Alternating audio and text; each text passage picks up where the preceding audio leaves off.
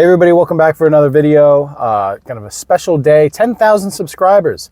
That's crazy. I never thought that I'd ever hit this kind of milestone, especially in such a short period of time. So I appreciate everyone for watching and subscribing. And I wanted to do something a little bit different this time because I get a lot of comments of people who are right on the verge of making the decision to go live abroad or go take an extended vacation.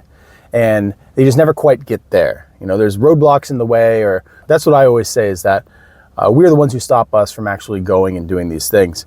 Going and living abroad, going on that extended vacation, taking a few months off to a few years off. We're the ones who stop us from doing that because usually we can if it's something we want to do. And I think that people are usually a little bit more prepared than they think they are.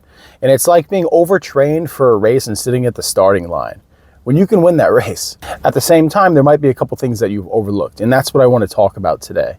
If you're thinking about living abroad, if you're thinking about going on that extended vacation, going and seeing the world, getting out of the States for a while and getting away from this crazy, insane country, I think these few things are something that you should probably take into account before you actually pull the trigger and get out of here. So if you've made the decision to leave, if you've said, this is what I want to do, I think the first thing you need to do is take a step back and take an inventory of your life. And I think that you need to do this in two different ways.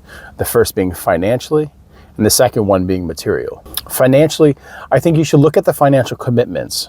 What will you still have to pay for even after you leave? If you still have a mortgage, is that something that you can rent out? Do you want to sell that? Are you still going to be fine paying that mortgage when you leave? Which I feel like would be a bit of a waste and really kind of putting yourself at risk. Unless you're making serious money, then hey, good for you. But if you do have a property like that, it's a good way to not only make sure that that mortgage is getting paid for, but if you own a home, that's extra income that you could be getting. It also covers, your taxes and insurance. Next, you have to look at the unnecessary expenditures that you have. I know a lot of people have subscriptions to things they're not even aware of anymore. And I think the best way to kind of address this is to look at your bank account. Go on your online banking app, take a look at your bank statement, and just see like the $5.99, the $9.99, the $12.99, the $19.99 charges that are there. And be like, what is this? Because even I do this from time to time and realize I have subscriptions that I don't use, they're not necessary. And if you are kind of like overburdened by a bunch of charges that you're not aware of what they are, the most important ones that you're legally obligated to pay, track those and then go to the bank and get a new card. That way all those subscriptions that you had on your phone, on your gaming system, whatever it is, once you shut down that card and get a new one, those subscriptions will essentially just stop. Unless it's the gym, because gyms don't do that. Gyms will come after you. But the goal of this, the goal of taking inventory financially is to have a concrete number that after it all, you know exactly what you're going to be getting reliably every month or every couple weeks. And this is if you're retired, this is, if you have the ability to work remotely, if you're an entrepreneur, have a concrete number, a trusted number that you're like, this is my baseline. This is my baseline that I know is going to be there. And that's going to make all the decision making in the future very easy and stress-free. The next thing you have to take inventory of is your things, what you own. The idea of just hopping on a plane and going somewhere is great. And it's something we want to do, and we can. But at the same time, we often have a lot of stuff that we've collected over our lives, a lot of clutter, a lot of keepsakes. Some they mean something and some they really don't. List off the things that you want to keep.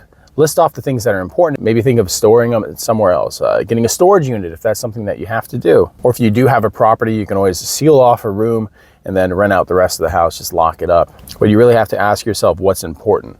How much stuff can I sell? Because selling some of these things can really, add some more money into your coffers. And that can be important down the road, especially if an emergency happens. I know half of Americans don't even have $1,000 in their bank account in case of an emergency. So I assume a lot of you that are thinking about leaving might be living paycheck to paycheck and just kind of looking for an escape, but you're really robbing yourself. You don't have some kind of cushion that you can fall back on if something bad happens. Or in the end, you could just light everything on fire. Don't do that. Don't do that because insurance investigators, they'll come after you. Don't light your stuff on fire. The next thing I kind of touched on the inventory is, like I said, it's downsizing. Downsizing is a big thing, especially if you're going to be gone a long time. Trying to keep up with the life that you had here while you start off a life somewhere else is just a foolish idea. And it's a great way to kind of bury yourself financially and to lose track of a lot of things. Embrace minimalism and plan to reduce your expenses to the bare minimum. I say in a lot of my videos that you should aim to live beneath your means. It's kind of difficult in America, but once you get to a lot of these other countries, your means is amplified by 5 to 10 times. So if you get that habit now, you really downsize your life, cut off all the expenses, all the extra things, and just kind of prepare yourself. That way you can have a nice, clean, easy exit with the least amount of things kind of bleeding you throughout the month, financially, of course. Because you have to remember that $100 in America is nothing. It's really nothing. But $100 in the Philippines, the $100 in Thailand, Vietnam, some places in South America, Central America, $100 is a considerable amount of money. So it has the same buying power as $500 or $1,000. So if you get to the point where you're saving that $100, $200, $300 in the States, just by consolidating and trimming your waste, that's going to pay off huge when you get to where you're going. And the next thing on the list is really kind of the most exciting thing, which is the destination. Figuring out where you want to go. Because now that you have an idea of how much you have every month, after the inventory, that concrete number, it's time for you to make a choice. Where do you want to go? Not where others are telling you to go, but where do you want to go? In your mind, I'm sure you have an idea. And for most of my subscribers, it's Southeast Asia, Central or South America. A lot of the subscribers that I have, they've already moved to Colombia, the Philippines, Costa Rica, Thailand. But there's a lot of other countries on that list. Vietnam, China, Japan. Though some can be a little more expensive, they're still reasonable, especially when you're looking at the quality of life. And the things like healthcare aren't going to be absolutely draining you. And in South America, like I said, you have Costa Rica, you have Colombia, but you also have Mexico, you have Belize, you have Panama, you have Argentina and Chile. And of course you have Brazil, which has definitely got to be a stop for us at some point because it looks like an amazing place and I want to see that giant Jesus. Because what you need to realize is that with a Western passport, all these countries are open to you. You may not think that you're able to go to these places. You may think that there's no way I can just hop on a plane and go. And I think that's one of the reasons that many people prefer to start or just, path of least resistance, they end up in Southeast Asia because once you show up there, bam, you're given a visa. But when deciding, I think the best thing to do is really Google cost of living in the country that you're thinking of and that concrete number that you have, kind of match it up to that and see if it actually works out for you. There's plenty of YouTube videos out there that show the cost of living in these places, and they're usually pretty up to date because it's a pretty popular topic in the expat, the digital nomad universe. But in my experience, most of these places are financially doable. And you don't have to be incredibly thrifty. You can live a great life. You can kind of do whatever you want as long as you're not coming in with like, hey, I've got $800. I'm going to live like a local, because that's going to be really difficult. And on essentially what is a poverty wage in America, you can live very well in a lot of these places. So that comes the next thing, which is the visa. And I think that this is the one thing that really holds people back the most, because it feels like it's going to be a complicated process. But like I said, you have to realize how lucky you are to have that US, the EU, that Canadian passport. You fly into Mexico and you're welcome on a tourist visa, which they give you the moment you land at the airport. And that travel visa is good for 6 months. The same thing, but 90 days in Brazil, 30 days in Thailand and the Philippines, and 90 days in the Schengen zone in most European countries. And even if you have a little bit more money and you're like, I want to go live in the UK, which is a great place, I love it, has its issues, but as an American, you have 6 months there before you have to leave. So don't think that you have to do a crazy amount of paperwork. You have to go to consulates and get a bunch of appointments set up. Now, there are times that you're going to have to do that. When I got my long-term Type D visa in Greece, I had to get that from America. I had to fly back to America and get that done. And I'll make a video about that, because at the time it felt like, a real pain. But in hindsight, it wasn't actually that bad. Not when I compare the difficulty to get a visa for me compared to my wife who's Turkish getting a visa, or people in the Philippines trying to get a visa to leave, which is very difficult. We are very lucky because as much as you want to hate on our countries, because our economies are so strong at the moment, or so I'm told, we really have the ability to just kind of walk into places when the vast majority of the world cannot do that. And as far as extending your stay in Southeast Asia, Central, South America, it's usually pretty easy and pretty straightforward. For a personal example, when I was in the Philippines, I needed to extend my visa. I was staying in Cebu. I had to go to a mall in Lapu-Lapu where the immigration office was. There was really no line, right? I got my one piece of paper, if I remember right. I filled that out. I think it cost me $40 for, I think, another 45 days, if I can remember right. But it was real like 15 minutes in and out. That's all it is. And you can get longer and longer visas the longer you stay at a place like that. And it is different for each country, so you have to kind of look. But in Southeast Asia, for the most part, if you're running to the end of your visa, you just hop out to another country and come back, and it restarts the clock. And you're like, oh, wow, that sounds like that's going to be very expensive. It's not. Yeah. And if you're in Thailand, it's like, it costs you $50 to get a round trip to like Cambodia back, or Vietnam. I mean, you get these in advance, they're all really affordable. And that's one thing that you're going to notice is, like, in America, behavior that would be considered a luxury is something that you're going to be able to operate in, right? It's going to unlock certain things that, you know, you kind of didn't have access to. In America, you can't just fly around. It's so expensive. It's like $300, $400, $500 a flight, especially a round trip, 6, 7, 8, anywhere in the country. But you go to Southeast Asia, or even in Europe, and you do this. As long as you're not bringing a lot of luggage, in Europe, 20, 30 bucks, you know, 40, 50, maybe, if it's just you and a backpack. Southeast Asia, it's kind of the same thing. Get your tickets in advance, of course, but yeah, but you can just cross the border, come back, and restarts the clock for the most part. We have to remember that these countries want us to be there. People may complain, people in America may complain that we're going, damn the haters.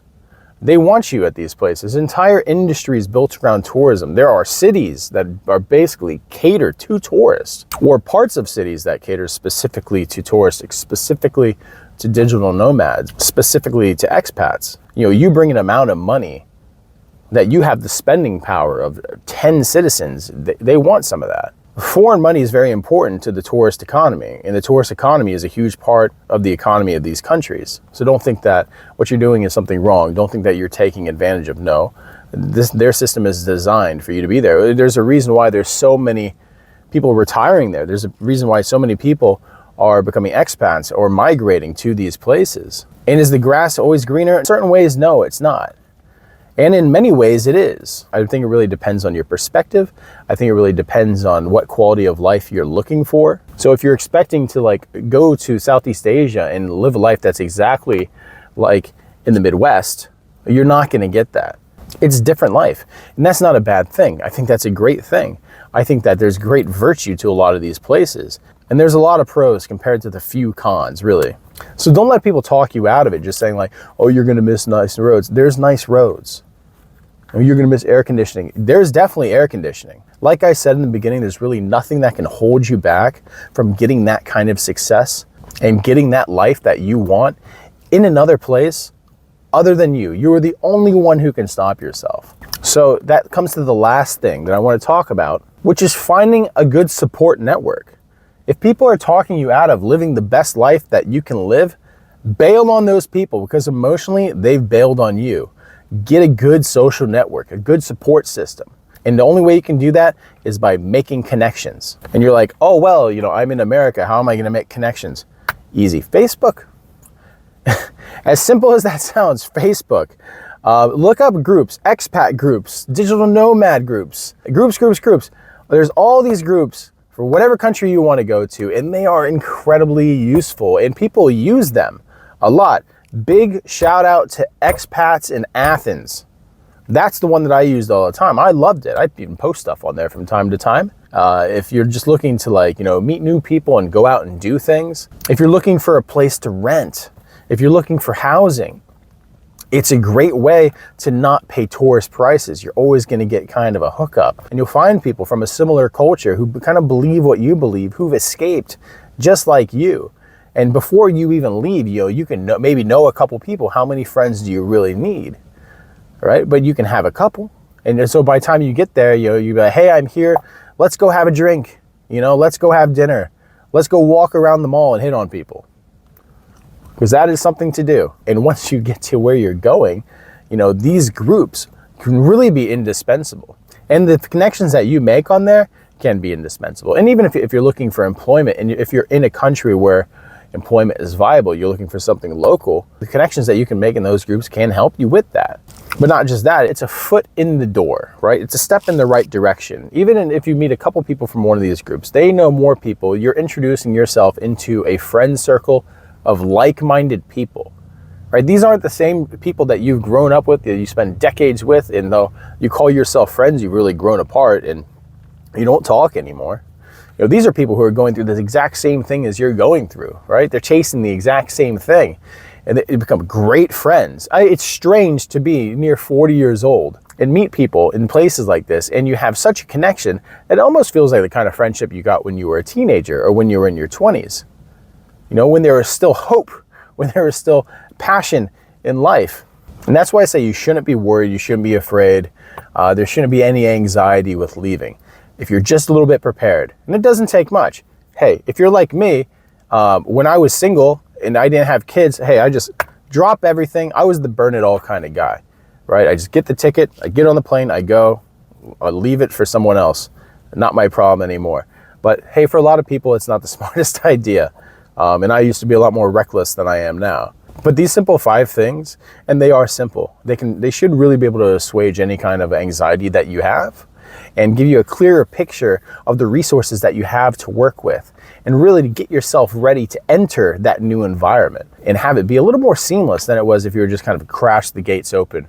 But that's all I've got. And this is kind of the beginning of a little series because I've been getting a lot of questions for people that you know, they're thinking about leaving, they're ready, they're right there. They're not quite sure what to do next. And I think we'll make a couple of videos, real honest stuff, and just kind of, you know, walking people through it. So if you like this kind of stuff, hey, like and subscribe, stick around for some more stuff, look at some of the other videos.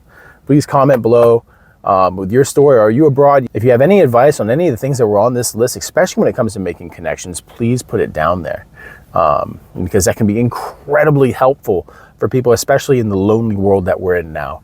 So thanks for stopping by. We hit 10,000 subscribers.